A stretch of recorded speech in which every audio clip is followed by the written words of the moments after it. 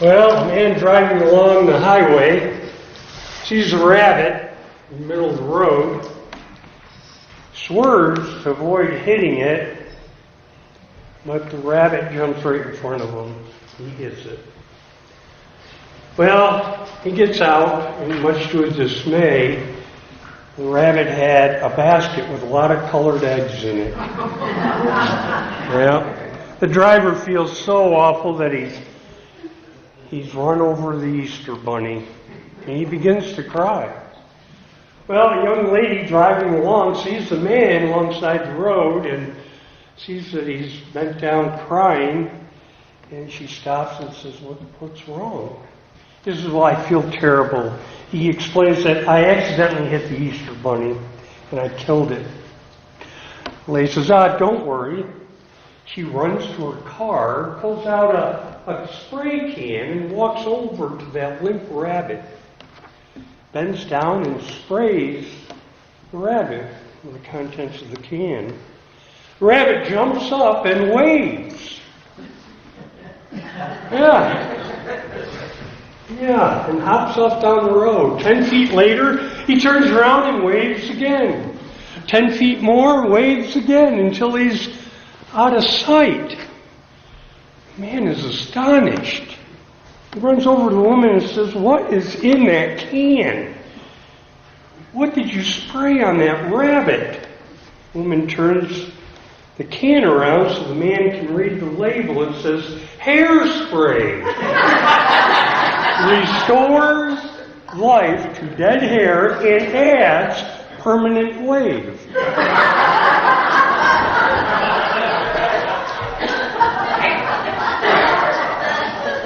That's a good one, isn't it?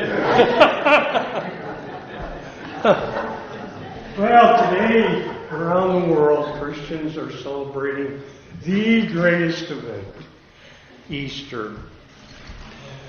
This isn't just about the resurrection of one man from a grave. The event means something bigger. It's earth-shaking. It's profound. What it means is that Christ has been raised from the dead. And sin and evil and hurt and wounds and suffering and tragedy and death will not have the final say.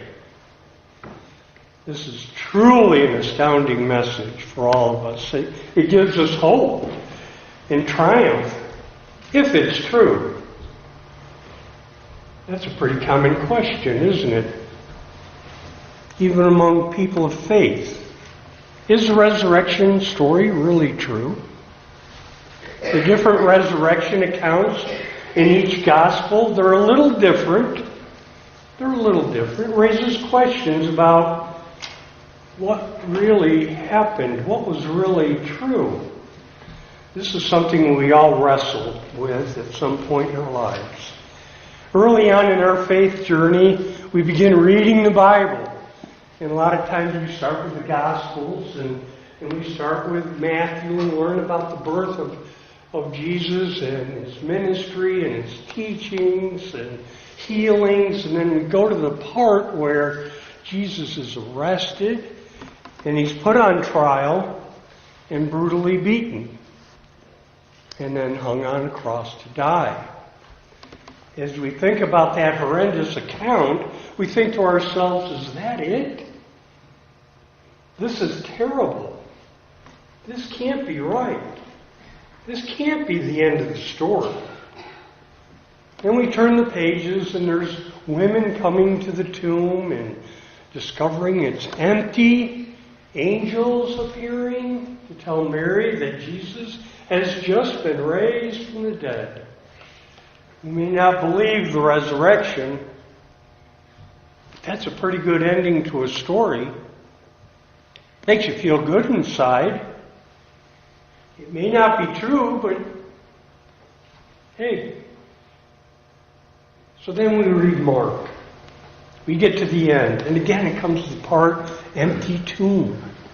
And we think again, yes, this is how the story's supposed to be.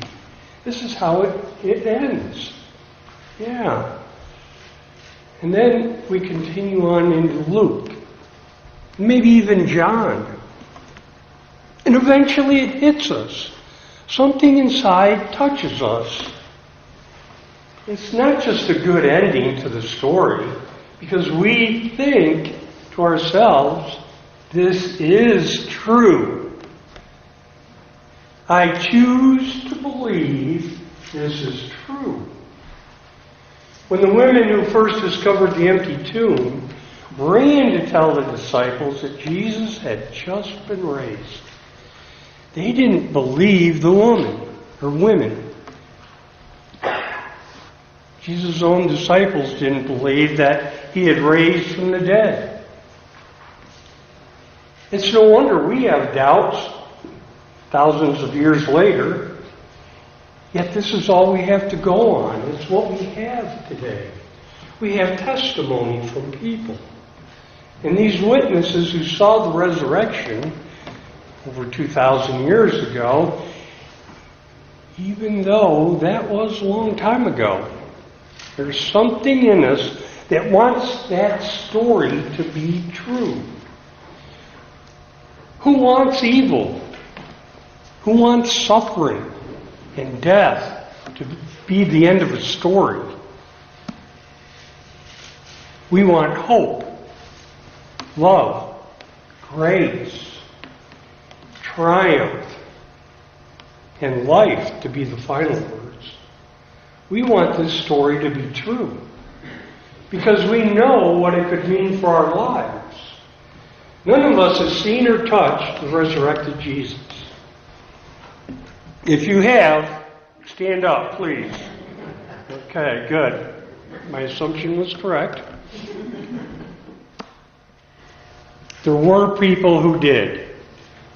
There are 6 accounts in the Gospels of people interacting with Jesus after he was raised from the dead.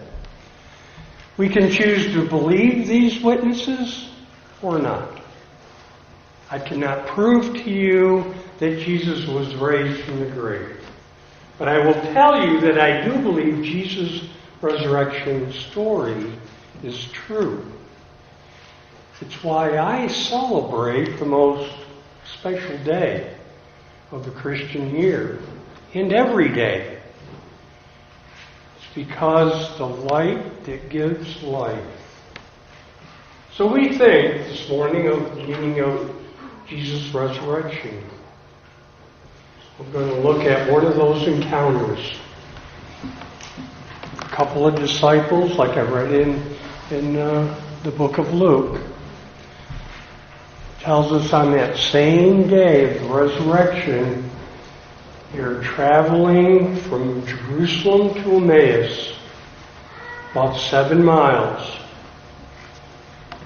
These men had followed Jesus to Jerusalem a week before.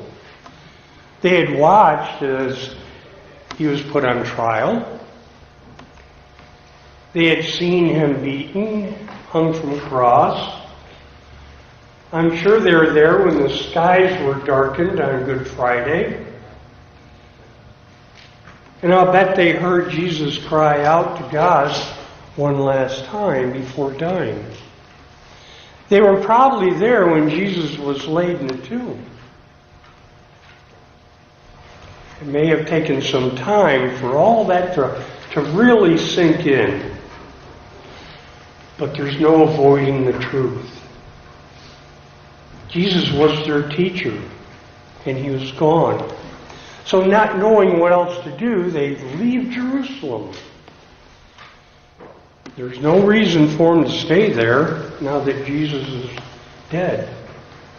And so on the 3rd day after Jesus' death, they climb out of bed early in the morning, pick up their belongings, begin to walk to Emmaus. And Jesus makes an appearance with these 2 men walking along. And this is the second appearance after his resurrection. The first was at the tomb, obviously, when she thought Jesus was the gardener, but he wasn't. As Jesus approaches these 2 men, he notices their sadness and downcast faces kind of doom and gloom. And they were walking along, talking about what had happened and wondering why Jesus was gone now and how could God let this happen to them? Well, they may have been wondering if there was really a God at that point. The truth of the passage is that each of us will one day walk our own road to Emmaus. Some journey of grief, disappointment, pain. We may be dealing with a loss of a loved one, or maybe unemployment, maybe illness. Whatever the situation, it leaves us gives us that feeling of discouragement, disappointment. And this is the road to Emmaus. You've surely walked this way at some point in your life. This feeling was the same for these two disciples. What's interesting is Jesus did not immediately reveal himself to them. He came as a fellow traveler, a stranger they didn't recognize. You know, I often wonder if sometime we were maybe somewhere, maybe at a gathering, and Jesus came up and sat down next to one of us and asked us for something, or came to your house and asked for a meal, and we didn't recognize him and turned him away. Just some thoughts I had while I was writing this. Because we never know when Jesus is going to appear, do we? No. We just don't. Luke tells us that Jesus walked along with these disciples, and he talked about all that had happened, and he asked them questions, and then Jesus showed them scriptures on how the Messiah is supposed to suffer, had to suffer, and had to die. And little by little, this stranger is changing their perspective. As they talk, he's helping them see that somehow God is at work through this terrible situation. Maybe there's something good in store for them. Maybe there's still a reason to hope. And when the men arrive in Emmaus, the stranger is going to go on his way, but the disciples, they invited him in to have a meal with them. Now, Jesus still hasn't revealed himself to the disciples.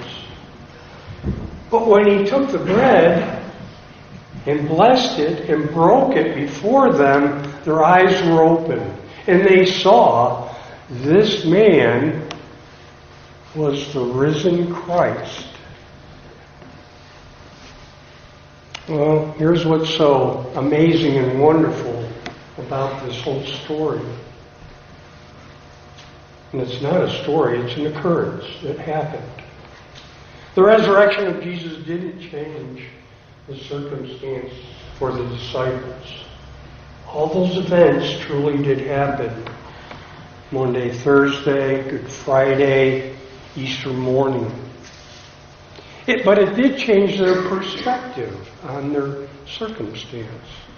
It took those defeated, disillusioned, and grief-stricken disciples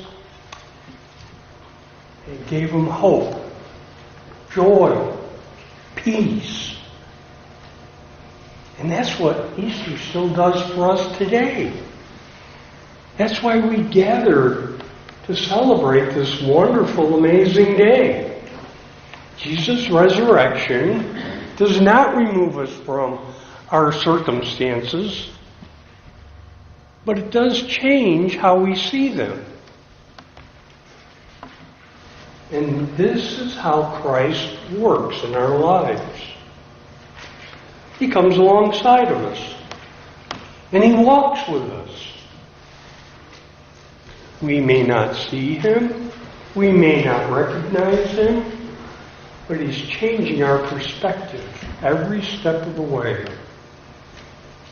Because of Christ's resurrection, we can face adversity, illness, tragedy, knowing that with God, they will never have the final word. We believe that death has been defeated through Jesus and His resurrection.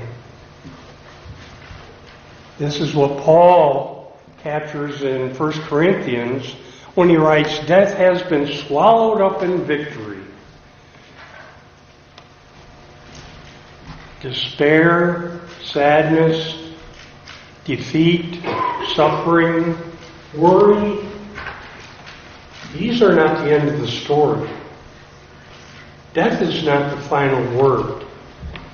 Death has been swallowed up in victory. Where, O death, is your victory? Where, O death, is your sting? Christ's resurrection from the grave changes things. On this Easter and each day, we have a choice.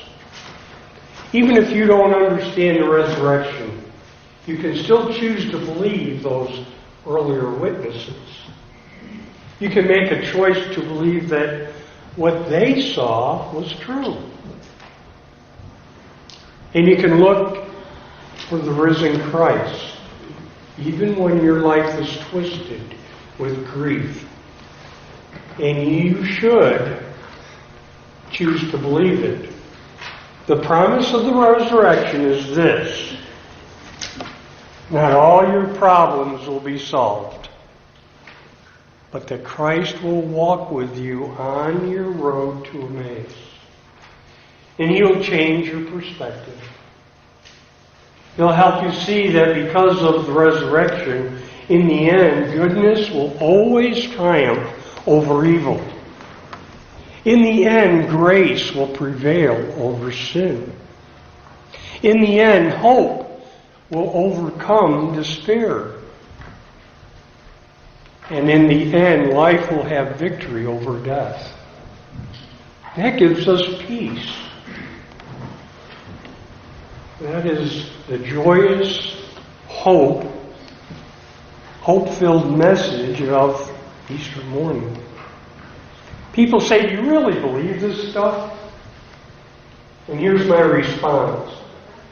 I not only believe in it, but I'm counting on it. And you can count on it too. Amen.